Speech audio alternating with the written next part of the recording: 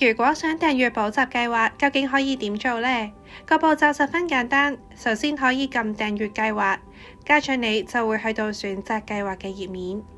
見到畫面有3個計劃，每個計劃包含嘅內容都係一樣，佢哋嘅分別在於訂閱期嘅時間長度。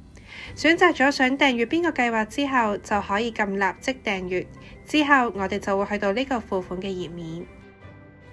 家長會喺右邊見到即將訂閱嘅計劃嘅資料，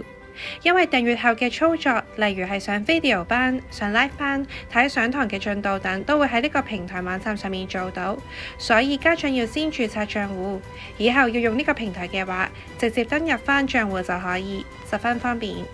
家長你可以喺呢度填寫學生姓名、電郵同埋賬戶密碼去註冊賬戶。除咗用電郵註冊，你亦可以選擇用 Google、Facebook、LinkedIn 或者 Apple 賬戶註冊，只需要撳返相應註冊方式嘅掣，再依指示登入就可以啦。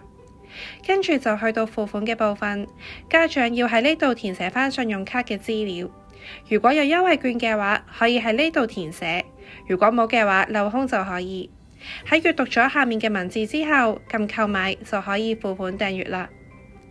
成功付款之後，家長就會去到呢個頁面，個賬戶就成功建立咗。依家我哋就可以即刻開始上 video 班。